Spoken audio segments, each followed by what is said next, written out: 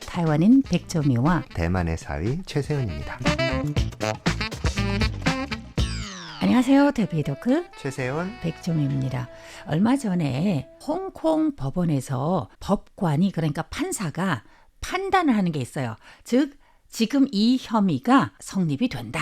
그런 게 있잖아요. 성립이 돼야만 이게 나중에는 형에 들어갈 수가 있잖아요. 그렇죠. 그래서 그 판단 3가지 죄목인데 이 3가지 다 성립한다라고 한 이 뉴스가 전 세계적으로 너무 떠들썩했어요. 왜냐하면은 홍콩 그러면은 지금 현재는 네. 특별행정구이긴 하지만은 이게 중화인민공화국에 들어가 있습니다. 네. 그래서 이게 또 외국 거예요. 그런데 홍콩 법원에서 이 사람은 이거 법에 저촉이 돼서 특히 우리는 국가안전법이라고 하잖아요. 네. 여기에 저촉된 게 2개씩이나 됩니다. 3개 중에서. 네. 그래서 이 사람이 적어도 15년형 내지 어떤 사람들은 종신형 그러는데 네.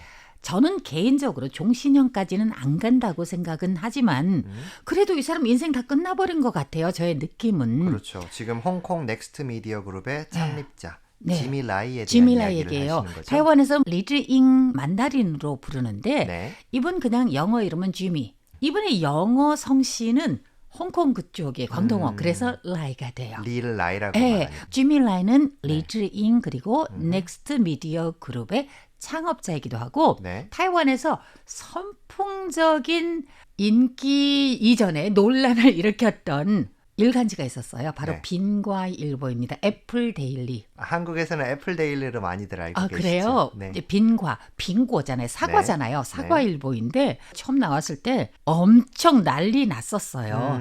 일반인들, 우리가 말하는 일반인은 이제 기성세대라고 할 수 있는데요. 네. 기성세대들은 이 신문을 보고 세상에 이런 신문이 어딨냐. 아하. 이거는 그냥 좀 적게 읽고 아니면 누구의 스캔들만 나오고 그렇죠. 좀 그랬었어요. 일요신문이라고 또 대표적인 신문이 있었습니다. 그래서 처음에는 너무 습관이 안 된 거예요. 왜냐하면 우리가 원래는 묶여 있었던 사회였었습니다. 네. 그래서 갑자기 이게 툭 튀어나오니까 습관이 안 되는 거예요.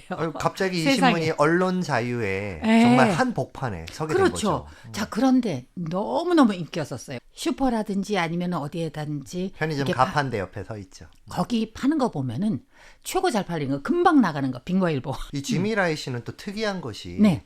억만장자 미디어 네. 재벌이라는 이름이 붙잖아요. 네네. 근데 한국에서는 아마 이분을 지오다노 네. 패션 아, 그룹 지오다노? 지오다노랑 네. 연결하는 분들도 있을 겁니다. 네네네네. 왜냐하면 이 지오다노가 홍콩 브랜드로서 네. 한국에 들어와서 선풍적인 인기를 끌었는데요. 네.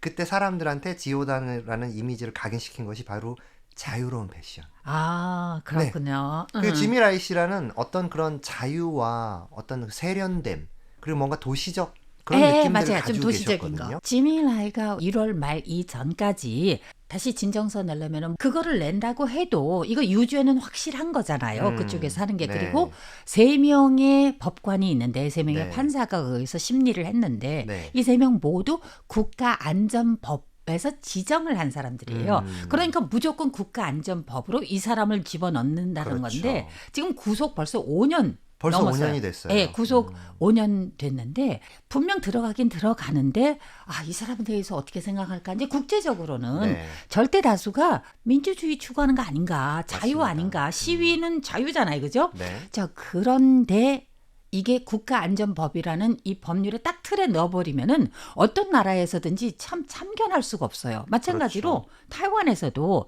이 사람이 나는 뭐뭐 자유다 하는데 네. 이게 국가안전법에 저촉이 되는 거예요. 네. 그러면 이 사람 할 수 없어요. 잡아야 돼요. 그렇죠.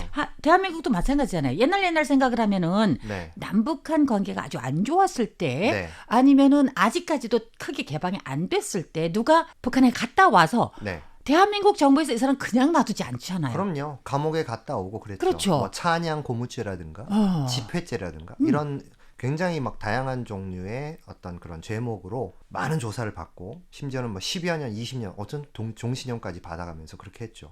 그러니까 이게 이게 굉장히 무서운 문제라는 법이에요. 거예요. 네.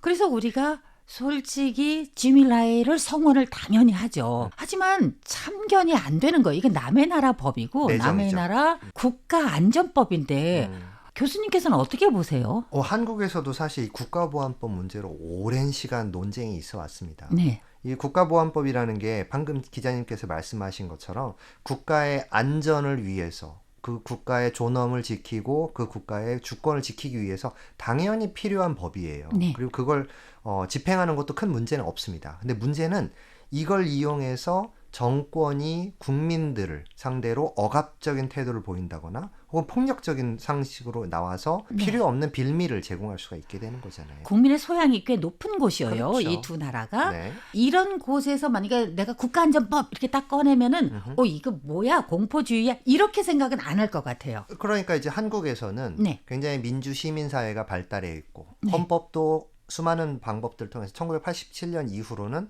그렇게 국민들을 함부로 대할 수 없게 했고 네. 권력 구조도 다 다양하게 나뉘어졌잖아요. 네. 그러다 보니까 그런 국가보안법, 공포 권력, 공포 정치라는 사자가 네. 사실은 동물원에 우리에 갇혀버렸죠. 네. 감시할 수 있는 법이 됐으니까 국가보안법 자체는 무섭고 맹폭하지만 우리가 통제할 수 있는 법이 됐잖아요. 근데 문제는 홍콩의 경우는 그 사자가 풀려나고 사자가 돌아다니고 있는 거 아닙니까?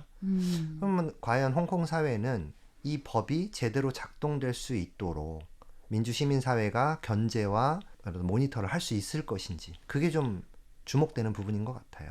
쥐밀라이는 워낙 유명한 사람이니까 각국에서 특히 서방 세계에서 좀 많이 성원을 좀 많이 해줬어요. 그리고 쥐밀라이가 한 말을 저는 그게 굉장히 와닿더라고요. 왜냐면 그 사람은 홍콩에 와서 네. 자기는 홍콩에서 모든 걸 얻었다. 그러면서 무슨 얘기를 했냐면 홍콩은 나에게 자유를 줬다라는 말을 했어요. 그게 너무 감동적이었었어요. 그러네요. 그런데 지금은 그 자유를 박탈하는 곳이 돼버린 거잖아요. 그렇죠. 자, 그거 외에 뭐 자기는 언제든지 투옥될 그러니까 감옥에 갈 각오는 가지고 있다.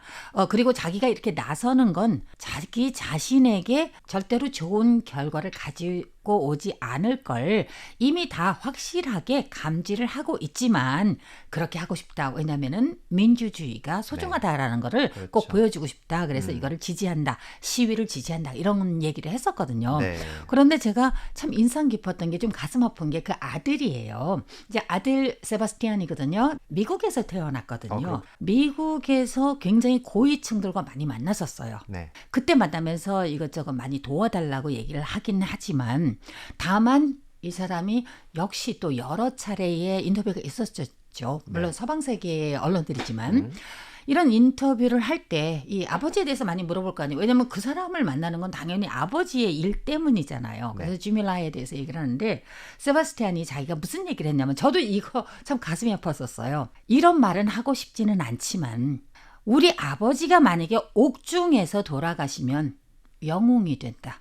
게다가 이 영웅은 훨씬 더 크게 불어나가지고 그렇죠. 원래 그분보다 훨씬 더 대단한 위대한 분이 된다. 언론 이런 자유의 얘기를 했어요. 성자가 되는 그렇죠. 거죠. 순교자가 되는 거예요. 네. 그런 말을 하고 싶냐. 다시 말해서 아버지가 죽기를 누가 바라겠어요. 그렇지만 만약에 옥중에서 돌아가시면 네. 그렇다. 그 세바스티안이 언론과의 인터뷰에서 중국에게 있어 자기 국가 이익에 부합해야 되잖아요. 그죠? 네. 그래서 베이징 당국에게 있어서 자기 아버지를 풀어주는 건 그들의 이익에 더 부합한다라는 얘기를 한 거예요. 그 사람이 한 이론은 충분히 100% 이해가 돼요. 예를 들어서 넬슨 만델라 감옥에 들어갔었잖아요. 그렇죠. 오래 있었잖아요. 네. 얼마나 위대한 사람으로 변했습니까? 그 맞습니다. 사람이. 만약에 그 당시에 감옥에 없었었고 그냥 자유롭게 밖에 있었으면 네. 그 사람 느낌상 아마 별 힘 없을 거예요. 바로 그 사람이 물론 넬슨 만델라 얘기는 안 했지만 무슨 얘기를 했냐면은 일반적으로 우리가 아는 이런 분들, 이런 운동하시는 분들 이분들에게 자유를 준다. 즉 감옥에 안 넣고 그냥 나오게 하면은 네. 사실상 그 사람 손에 쥐고 있는 그 힘이 확 떨어진다라는 맞아요. 거예요. 그러니까 그 원래는 그 영웅이다. 이 사람 희생이다. 뭐 네. 이런 게 있잖아요. 순환자의 서사가 붕괴되는 거잖아요. 그래서 저는 그 말이 와닿긴 한데 슬프긴 해요. 아, 그래? 제가 봐서는 베이징이 그렇다고 해서 이 사람 풀어주지는 않을 것 같아요. 어려운 문제긴 한데 네. 잘 생각해서 결정해 주실 만한 문제인 것 같습니다. 만약에 그렇게 지금처럼 이렇게 고압적인 태도로 하면 네. 오히려 국제사회로부터 더 많은 공격을 받고 그렇죠. 그렇죠. 네, 네. 필요 없는 빌미를 제공할 수가 있게 되는 거잖아요. 오늘 지밀라에 관한 거 특히 뭐 국가안전법이라는 좀 무시무시한 그런 느낌의 법도 얘기를 하긴 했지만 최 교수님과 얘기 나누니까 마음이 좀 풀리는 것 같습니다. 오늘 태비토크 여섯 금 마칩니다. 진행의 최세훈 백점이었습니다. 여러분 감사합니다. 감사합니다.